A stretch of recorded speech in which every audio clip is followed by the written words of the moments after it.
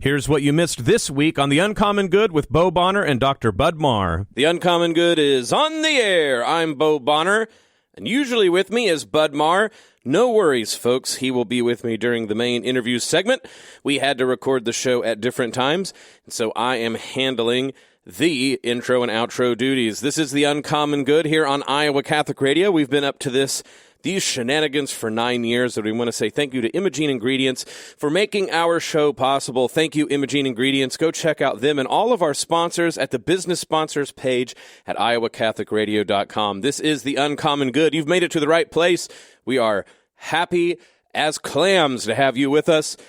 I know it's cold weather, so you're not probably seeing too many clams, but you get the idea. Look, folks, we hope that everybody's safe out there. Everybody's driving okay. If you run into snow, please keep it safe. But we're glad that you're able to join us. We are actually going to be speaking with folks from our foregone past. A book came out about people becoming Catholic at Duke, and we get to speak with one of the authors. Of course, if you don't know this to be the fact, Bud and I indeed both of us became Catholic at Protestant Seminary, at Duke Divinity School.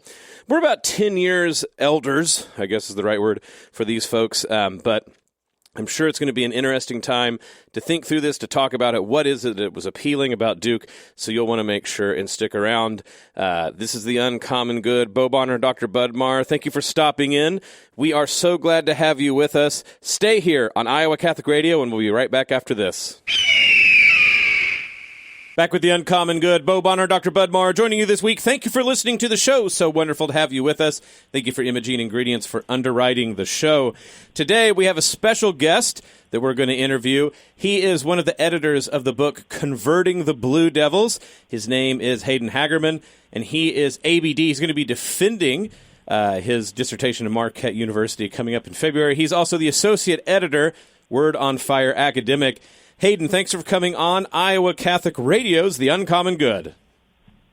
Bo and Bud, thanks so much for having me. Delighted to be here. So the reason that this is near and dear to our hearts, dear listeners, is that there is a significant amount of people who went to Duke University who ended up converting to Catholicism, specifically people in the MDiv program who were slated to be pastors, but people did this in all sorts of things, masters people, folks. There's a whole slew of people that ended up becoming Catholic.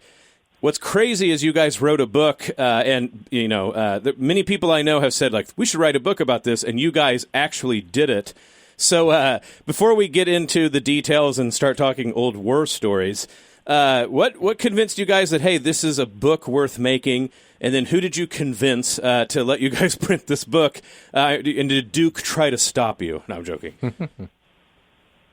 Well, no, Duke did not try to stop us, though I don't know if they knew about it. They know about it now, and I think that they are actually quite pleased with things now.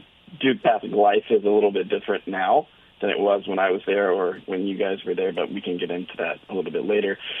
So who did we have to convince? Well, mostly ourselves. I had the idea of pulling together a number of essays a few years back, right before COVID hit.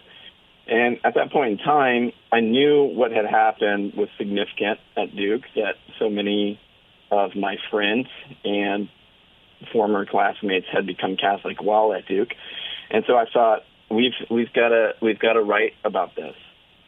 But that kind of that desire, I wouldn't say necessarily waned as much as it just got bracketed with life. And then a chance conversation happened with Scott Hahn a couple years after that in 2021, fall of 2021, and he convinced me that we needed to write a book about it, and that was enough. Scott Hahn has significant sway and gravitas, and so I was happy to come on board for that. Hayden, so this book was certainly of interest to Bo and myself. We were Duke Divinity graduates ourselves, and Bo came into the church during his time there. I came into the church just a few months after finishing up at Duke. And just reading about your story, your life story, was interesting to me, and sort of seeing some connections with my own journey. But I think in setting up what you wrote about in the book, it could be helpful for our listeners to hear sort of like your background and where you were sort of when you landed at Duke. Yeah, so the way that I've described it is that I grew up ecclesially homeless. Now, I don't want to give the impression that I didn't grow up in a devoted Christian family, because I did, but in evangelicalism, or at least the branch that I found myself in, the restorationists, as they're called, or this is something of a misnomer, the independent Christian churches is also another name that they go by. Church is more or less secondary or tertiary to one's personal relationship with Jesus. That's kind of the ethos that's in the air, and I certainly imbibe that and certainly believe that. But my parents sent me to Catholic school growing up, and that shaped me in all sorts of profound ways.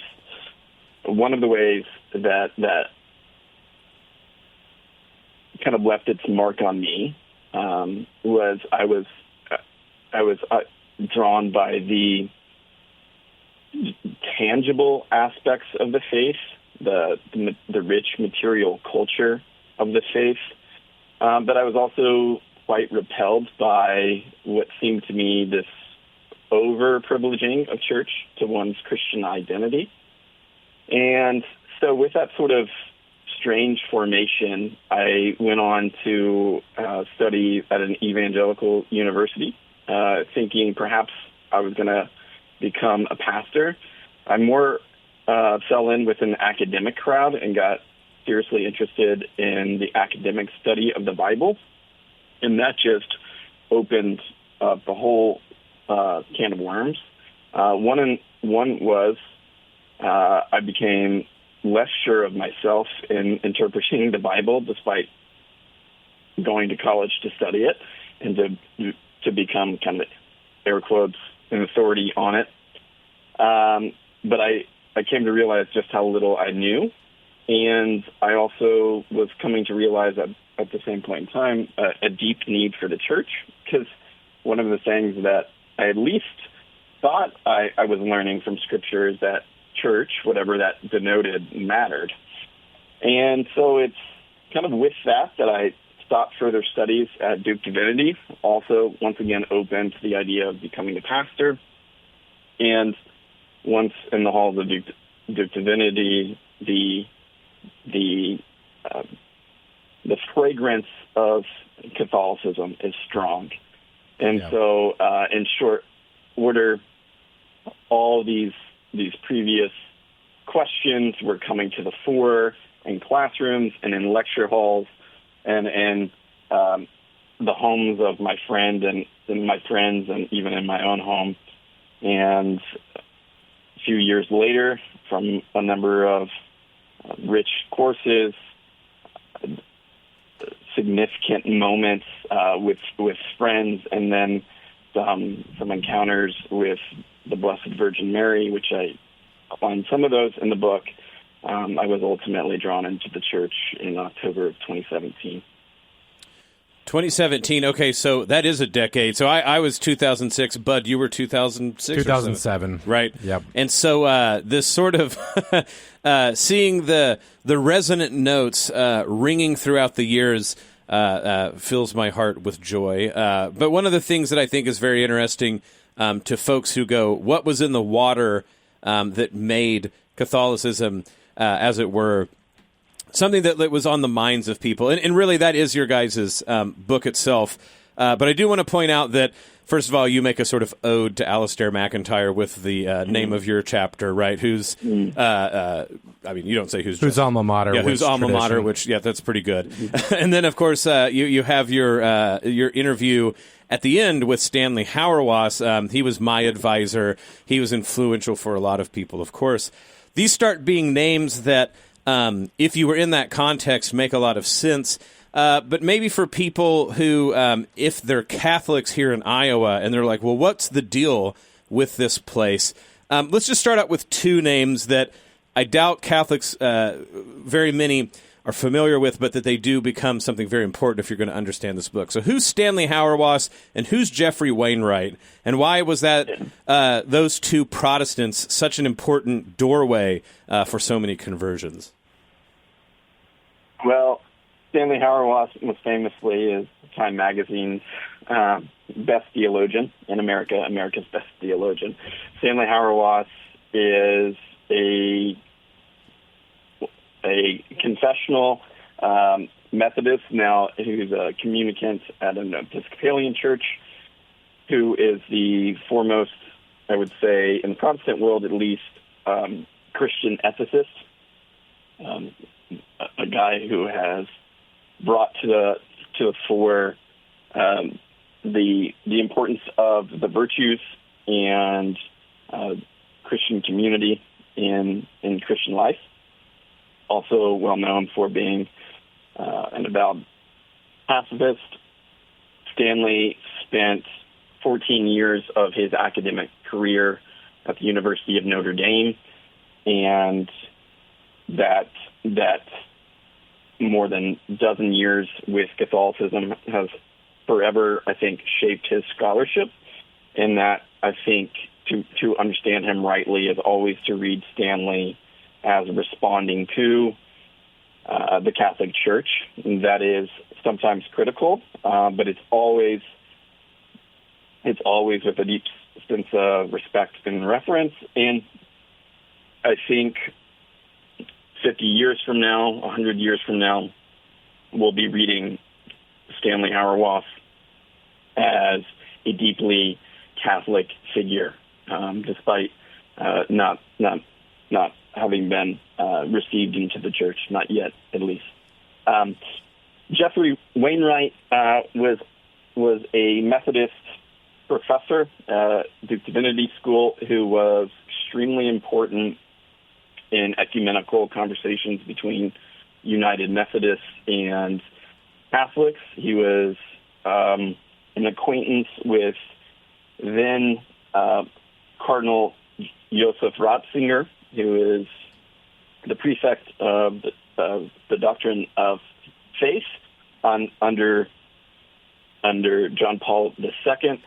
And I think it's really owed to Stanley and Jeffrey's brilliance that they were able to craft a curriculum at Duke Divinity School that was, yes, confessionally Protestant, but it was deeply Catholic in that they emphasized the importance of studying the whole of church history, not just Reformation onward, but extending all the way back to the apostolic fathers. And they insisted on giving each student the same curricular formation so that by the end of graduation, somebody who's a Baptist, somebody who's a Lutheran, someone who's an Episcopalian, someone who's a Methodist, someone who is an ecclesial mutt could have a conversation with the other about a common Christian tradition and theoretically have the same Christian grammar. Now, I think inevitably what that did was raise serious questions about, wait, does this church actually exist? Right. that can speak this common grammar? And as you all found out, as my friends and I've found out, and as so many others have found out, yes, it can, and yes, it does exist, and it is the Catholic Church. Yeah, Bo and I have had conversations with friends, even here in Des Moines, and it's kind of difficult with Catholics to capture what was unique about Duke. We're sort of familiar with like our interfamilial disputes and debates, but it stood out in mainline Protestant schools for, like you said, this kind of like rootedness in patristic theology, a sort of concern about the creeds, and at least when we were there, it hadn't become sort of like fully immersed in some of the sort of like ideological issues that characterize mainline Protestantism today. Bo and I were recently traveling to a conference at Notre Dame, and we were calling to mind our conversions. And for both of us, there was this moment in time where we were challenged by figures like Hauerwas, but we said to ourselves, maybe God is calling me to stay where I am, right? Like if the community sort of precedes individual judgment, there's this sense of like, well, this is the community that baptized and discipled me. Maybe I have like a sort of indebtedness to that. Did you, you mentioned being a part of the Restorationist movement. Did you feel that tug at all? What did that look like as you were discerning the Catholic Church? Well, I certainly felt the epistemological conundrum, which is I'm supposed to be formed by a community. I'm supposed to receive the faith from others, not make it up myself. But I grew up in a tradition that really disavowed being a tradition. And not to poke too much fun at the Restorationists, many of whom I have a deep respect and admiration for them, and genuinely admire their lives and their faith. They famously have the self-refuting creed of no creed but Christ. Mm-hmm. And so I felt this epistemological conundrum that I needed to be a part of a tradition, and yet it was going to be me ultimately who was choosing that tradition, which seemed defeating. So I felt like I was in this vicious circle.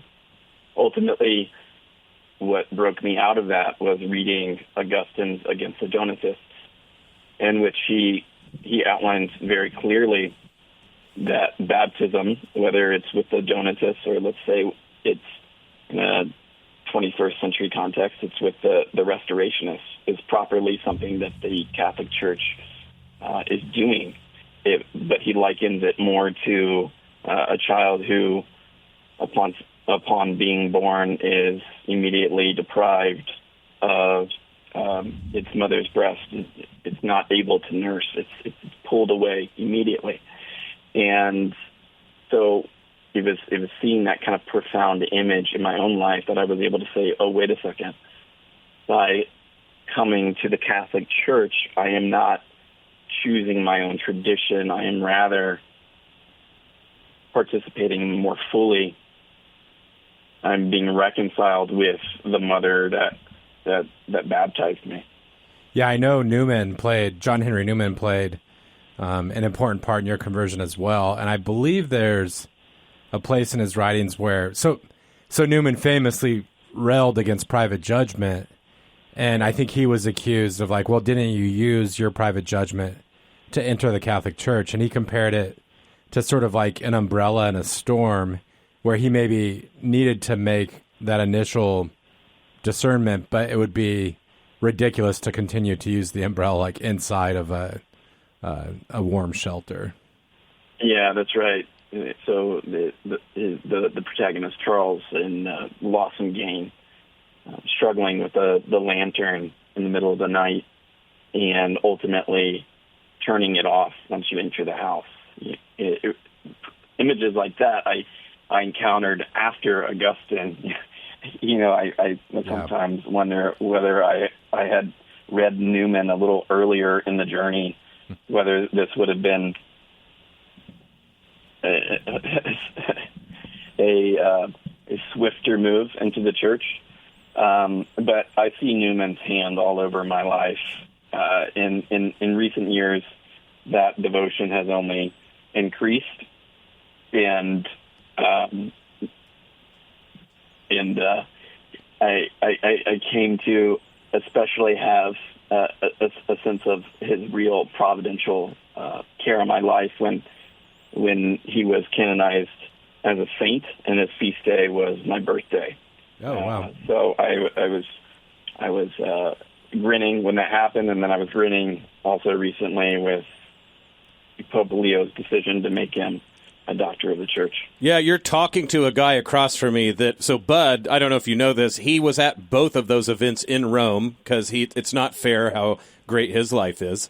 And then the second thing is Bud actually contributed to the Propositio that got John Henry Newman declared a doctor of the church. So I always fanboy at him, every day when we get to record these shows. But I'm trying to embarrass him with a third person on the line. So Newman playing a huge part, definitely in your life, in Bud's life. And then Newman even included me in the end, a dirty philosopher, Bud. Right. But he got me especially with the idea of a university.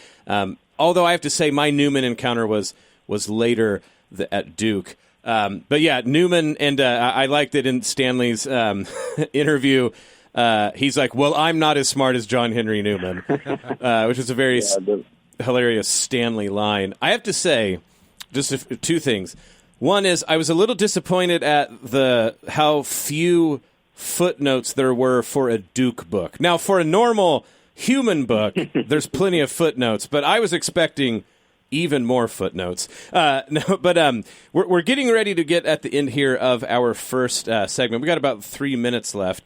And one of the things I wanted to ask is, if you run into Stanley, if you're at Duke in this time, there's a lot of talk about grammar. He gets this from folks like Wittgenstein or McCabe. We could name drop endlessly in this episode, but the idea of this is that what Stanley provided was, Duke in general, but Stanley was a main person in this, a grammar to speak about tradition in a way that we didn't have beforehand. And I think that lines up with what you were saying with Newman as well, even though he wouldn't use those terms, even though he has a book called The Grammar of Assent. I know that that's a big jumping off point, but just here to wrap up this first episode, is that one way you would talk about what happened at your time as well? Is it there was a new grammar that you were taught to be able to use that made speaking like a Catholic possible in a way that it wasn't beforehand? Yes, I mean to quote Stanley, he says you can only act in a world that you can see, and you can only see by learning to say. And it's, I think, precisely in learning that grammar, that deeply Catholic grammar, that I was able to see the reality that was, in fact, all around me and, in fact, right in front of me. Absolutely. Now, here's some really heavy-hitting questions as we go to the break. Where did you live when you were in Duke? We lived across, so Bud and I actually ended up living in the same apartment complex. That was part of the fun of everything. But were you in walking distance, or did you have to drive considerable time? So in my first year, let's see where I was. I was at South Durham, and let's see. By South Point Mall? I'm thinking about some South Point Mall. I was trying to remember the name of name of the mall. You had kind of a hike into school.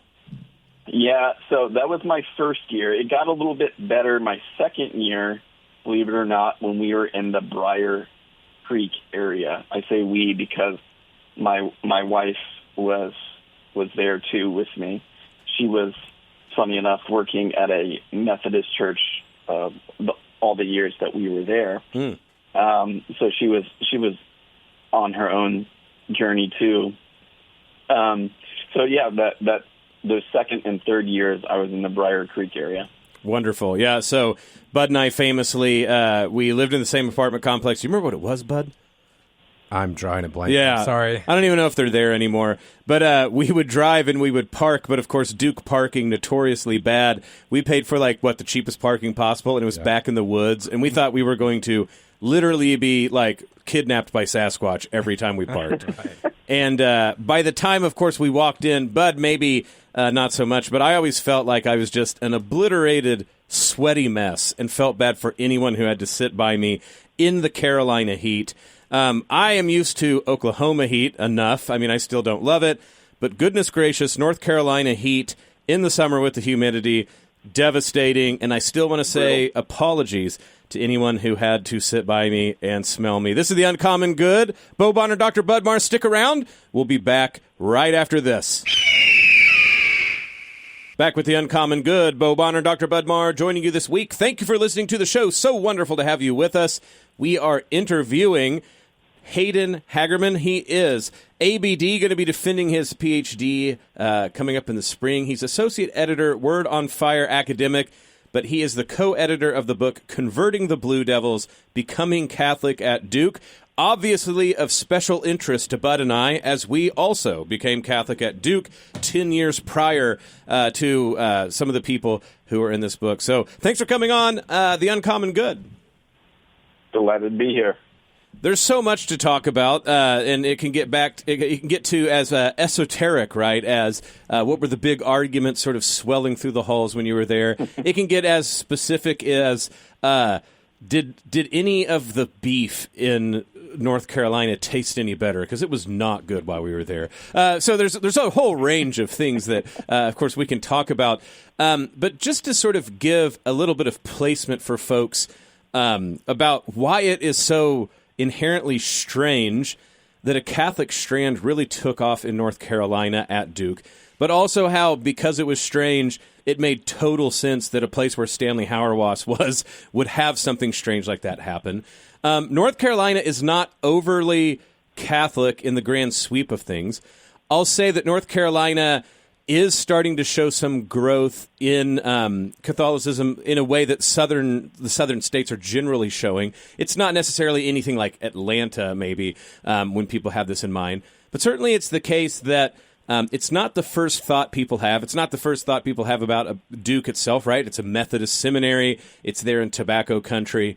You can just go to Duke Chapel and see how it tries to imitate Catholic things, but has stuff like tobacco barons buried in its crypt, or instead of statues of the saints, it has Martin Luther and Robert E. Lee. I mean, there's some weird stuff going on, but what you'll start to notice is when you hear these stories, but I know we were saying that we were the OG generation, but that probably goes to the likes of like William Kavanaugh and that age group. Yeah. So maybe we're Gen 2 and we're now talking with Generation 3.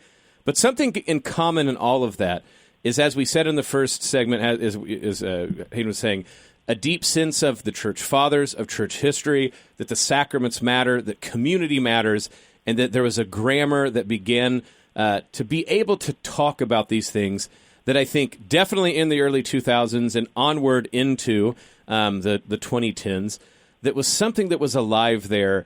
And I hope to impress on our Catholic listeners how interesting it was that this strangeness led to so many conversions.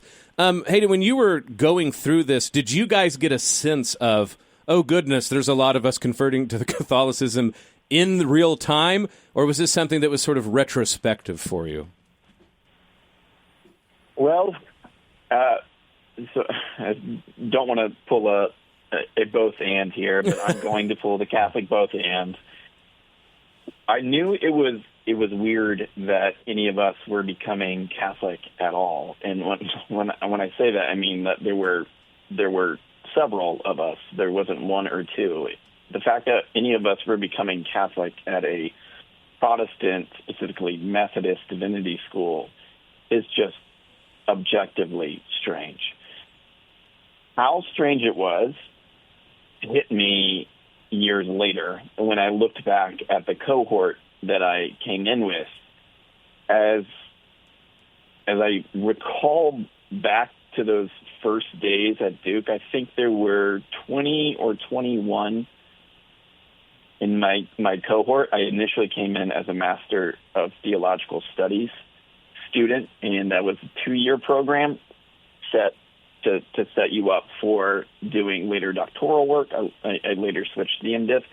But the cohort I came in with was 20 or 21, and if I'm not mistaken, 10 out of that 20 became Catholic, many of whom contributed to this book. And I would be remiss if I didn't name some of them, but most especially my fellow editor, Josh Miller, a seminarian here in the Archdiocese of Milwaukee, a great and, Lord, we pray, future priest of the church, but whose witness was extremely important for my own life and for the coming together of this book. It's interesting to me. You, like Bo said, at the end of the book, you include this interview with Stanley Hauerwas. And at one point you asked him a question about what language he would use about someone becoming Catholic. When a Protestant becomes Catholic, how do you describe that? And Stanley responds, you ought to avoid the word choice, first of all. You don't choose to become Roman Catholic. God makes you Roman Catholic. Now, it's almost impossible to speak on behalf of Hauerwas because he's kind of one of a kind. But what do you think he's driving at when he says, like, we should avoid the term choice when we talk about that sort of journey?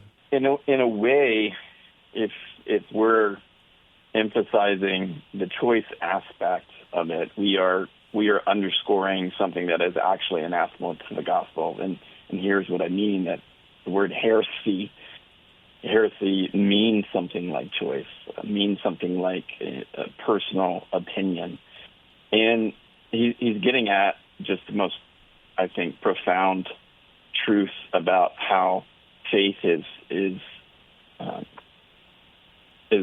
given, and that is, it is given. It is not something that you make up. It's not something that you confect. It's not even something that you per se discover. It is something that confronts you and makes you who you are. If I can cite an old evangelical singer, Rich Mullins, who was very Catholic friendly. He has this song in which he essentially sings the Apostles' Creed, but the refrain goes, I did not make it, but it is making me. It is the very truth of God and not the invention of any man. And that gets at the heart of the whole choice factor that Hauerwas is speaking to. Yeah, when you speak about... sorry, go ahead. No, or so I would think. Yeah. Well, I think you're making a good guess. And what's funny about this is when you start talking about the non-choice in the matter and about how, like, serendipity, or as us Christians call it, providence, keeps throwing in interesting points. So, Rich Mullins actually was really good friends with one of the priests I ended up being going to his church regularly when I had a stop through in Wichita, Kansas. And according to that priest, Rich was on the precipice of becoming Catholic. So it's interesting about how the overcrossing lines, when you are one of these weirdos that is grew up evangelical, I grew up evangelical as well, and then end up in the Catholic Church, but through the medium of places like Duke, people like Stanley Hauerwas, Jeffrey Wainwright, things like this, that, what seems like all along the way, getting up every morning and deciding by the sheer brazenness of your will that you're going down a path that you yourself chosen. Not only does it take, converting to Catholicism is essentially for a lot of us nerds who were in grad school to say, turns out we shouldn't be our own popes, right? Like that's not an actual good way to keep going along. But the second thing is to, like you said, look in retrospect and go, how was our hearts not on fire, right, in multiple senses, about feeling like God was setting us up to go down this path even though we couldn't see it while it was going on. And, I know you've talked about your story, but is that something that you see reflected in not only the people who contributed to this book, but, those several other people you point out that, with a few years in between, you look back and it's almost like a smile comes to your face about how God truly was arranging things in a way, and in the middle of it, you couldn't see it. I mean, I think you said it. You said it best there. I think this volume, among the many things it is and could be, it is certainly a testament to providence and those rare moments in our lives where, thanks be to God, we can look back with the sobriety of the Spirit and see truly His hand in all of it. And whenever you try to tell your story, it's going to take a different form, no matter who you're talking to or the month or the day in which you're writing it. And there's a way in which you could look at that critically and say, well, this just means that memory is unreliable, or that we're all liars and deceivers. We could be that cynical about it. Or what we could do is look at it with the eyes of the Spirit and see God's profundity boiling up in the most ordinary and quotidian encounters. I look back often at my conversion at Duke. My wife and I talk about it just so frequently. We talk about it with our kids, and we talk about it actually with Josh Miller, who lives here in Milwaukee, and my friend Aaron Ebert, who also contributed to this volume, and who also lives in Milwaukee. And the stories that come up are ones that you would have thought were completely lost to oblivion. But they seem just as significant as some of the bigger moments that you remember just kind of right away when somebody asks you. I mean, you mentioned the strange Gothic Catholic-like cathedral that is Duke Chapel. And I think when I was there, this would have been 2016, 2017, right when there were some riots that were taking place to get Robert E. Lee removed. The Eucharist was secretly kind of being smuggled into the chapel, and nobody noticed it. That is, the Duke Catholic Center was able to get the Eucharist held in the little private chapel. I'm forgetting the name of it. Over off to the left in the crypt area, where, to my knowledge, the Lord continues to reside. And I think about what significance what part did the Lord's presence in the Eucharist have on my conversion? And I've got to think it had, of course, all the difference, right?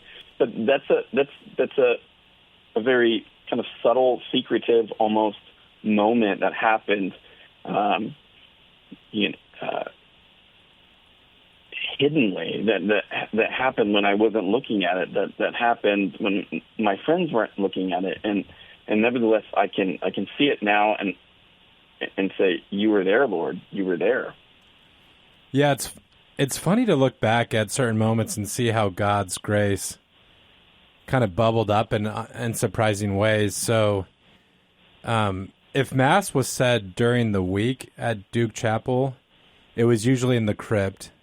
And like Bo was saying, it's by historical accident and things, there's tobacco barons that are buried there in Duke Chapel, and they have a sort of prominence. Like, it would be real quick, guys. Yeah. Like, everyone listening, it's absolutely as bizarre as it sounds. I want it is a Protestant seminary with a Gothic-looking chapel, and you go downstairs and you're like, oh, there's relics of tobacco barons. Yeah, so right. But it is weird. I'm just pointing that out. You're right to be weirded out. Okay, go ahead. I don't want to overplay it, but it almost felt like, as Catholics, we were sort of in the catacombs, like in the crypt of the church. I know, it was. And this is where the actual practice of Methodists, and Hayden, you've already, sort of tipped your cap to the way that your own Christian community that you grew up in formed you and the kind of gifts they brought. So, I mean, this isn't a space for me to like bash Methodists, but one point that actually kind of drove me to think even further about the Catholic Church is, do you remember sometimes at Sunday services, Bo, like there wouldn't be the Eucharist celebrated during the liturgy, but then after the liturgy was over, if you wanted to receive communion, there would be a brief Eucharistic service in that side chapel that Hayden's talking about. Yeah, that's weird. I do remember that. I remember multiple of us, and this was more at like actual Methodist services off campus, but I think it also happened there too. They made a big deal about that, Methodists believe in a version of the real presence. I mean, it would take a while to sort of like say who said that and what they meant.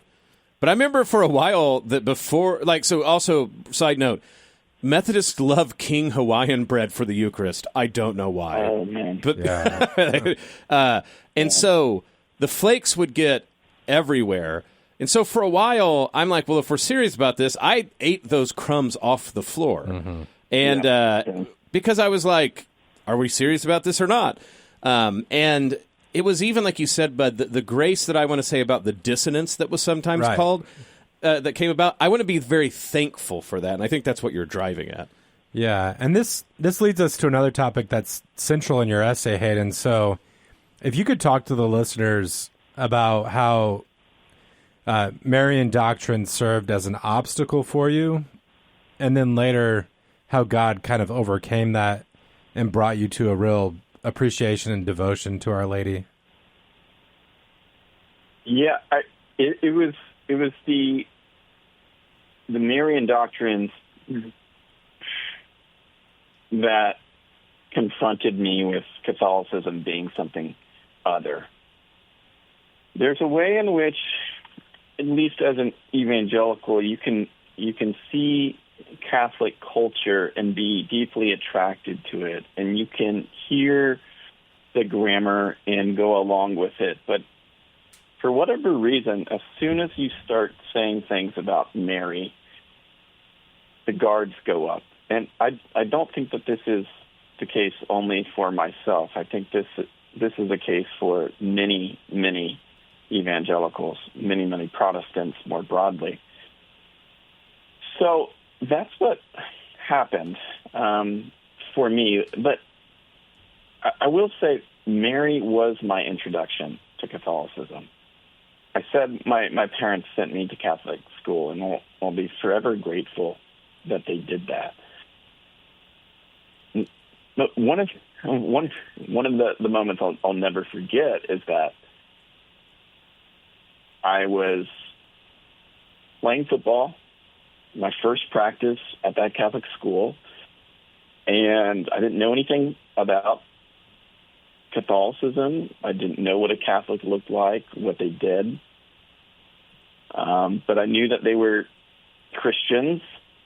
And so when at the end of practice, our coach called us to prayer, I thought, okay, yeah, this is good. I'm ready for this. And then he said, in the name of the Father and the Son and the Holy Spirit. And I look over, everybody's crossing themselves. I don't know what's going on. And then he bursts out into Hail Mary, and all the players there respond back, the Lord is with you. Hail Mary, full of grace, the Lord is with you. And I had no idea what was going on. I just knew I was in a new world, and I was very perplexed that we were praying to Mary. And so that was my sticking point. And in a way, it was something I was thankful for, because it helped me to figure out what it meant to be Protestant. It gave me something to protest. It gave me someone to rebel against. Now, as I look back at things later, I am able to see something of my teenage rebellion in there against a maternal figure. And the maternal figure here, in fact, is the church herself. And I think even then I was relating Mary and the Catholic Church in an intimate way. And that was a profound insight that I couldn't claim for myself, but that was happening back then. I'm able to see it now and appreciate it for what it was. But that was what was going on then. I was confusing the two. They were becoming one. So that sort of Marian rebellion or Marian resistance led me ultimately to want to study the Bible, because I wanted to be able to prove the Catholics wrong. That didn't work out so well, because it just meant that I didn't know what the Bible was saying anymore. So then I found myself at Duke Divinity, and I had a number of profound encounters with the Blessed Mother, two of which I name in the book. There were some others as well, but the ones that I gesture at in the book concern being confronted with the Mary of Scripture, I was on a silent retreat that was mandatory for the MDiv students, and I knew that you were supposed to pray on the silent retreat, but I figured I would just read my Greek New Testament. Sounds like a lot of fun now as I look back at it. I'm just kidding. But I was reading Luke chapter 1, just kind of cruising along, and of course I get to the Magnificat, and I'm translating it, so it's forcing me to read the words more slowly than I ever have, and I get to the line that says, "For all generations will call me blessed," and it struck me like a freight train. I remember feeling like I had been hit, that I was just stunned by this, because I was able to see that moment back on that football field again anew, that these sweaty teenage football players were in fact doing the very things that the Blessed Mother was prophesying. You know, they were calling her blessed. Yeah, and I mean, I think this is a great way to sort of like start wrapping up. We're getting here in the end of this last segment, and I know, I mean, Bud and I have talked about this a lot on the show, the different ways that Mary is an intersection of those things. I know for you, Bud, that like part of it was being told, hey, why don't you pray the rosary by a spiritual direction big at Duke. For me, it was reading Irenaeus and him calling her the second Eve, and of course the Church Fathers, the key to so many people converting at Duke. But what I really understand is if you guys are all in Milwaukee, that's not too terribly far from Des Moines, and we need to actually get a conference together, and we'll go do a show of the Uncommon Good in Milwaukee if you'll have us. So I'm going to be rude and impose ourselves on a great town, great taverns. So you don't mind getting that arranged, right, on air? Not a problem, Bud and Bo. I can find a way to do that for sure. Well, look, folks, I hope that you are intrigued enough to go get the book, Converting the Blue Devils, Becoming Catholic at Duke, edited by, who we've been talking to, Hayden Hagerman and Joshua Miller. And, folks, I'm going to tell you, it's a good time, a raucous time, wonderful essays, and I was so happy to get to see part of my life put into a book so well. And Bud, thank you for discovering the book and making sure to bring it up. So Hayden, thank you for coming on The Uncommon Good. Bud and Bo, thanks so much for having me. Back with The Uncommon Good, Bo Bonner, Dr. Bud Marr joining you this week. Thank you for listening to the show. So wonderful to have you with us.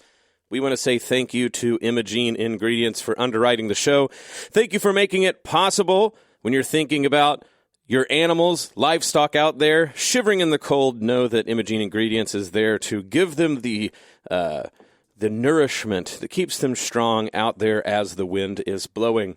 As I said at the top of the show, we were able to record what you just heard earlier. So I'm just here in the studios myself, pinch hitting for both Bud and I. I know that we had a glorious time thinking about the past, talking through the book, and just, you know, having a chance after a few decades to really think about the difference very particular folks made. And when you start to see something like people becoming Catholic in a relatively large way at a Protestant seminary, it's quite a fascinating thing to dwell on. I know that if Bud is here, he would point you to our prayer life. You can check that out on our schedule at iowacatholicradio.com, or you can pray always and anywhere when you get to the Iowa Catholic Radio app. I'd like to point to you that you can donate at any time, 515-223-1150, call or text that number, or go to iowacatholicradio.com to donate safely and securely, because your donations make this show possible and all of the network, your prayers and your volunteer hours as well. We want to say thank you again so much for being a part of the show, and God bless you in all you're doing this weekend. This is The Uncommon Good. May Jesus Christ, the Prince of Peace, reign in our hearts, family, city, state, nation, solar system, galaxy, the whole kit and caboodle. This is The Uncommon Good, and we'll be back, you know it, next week.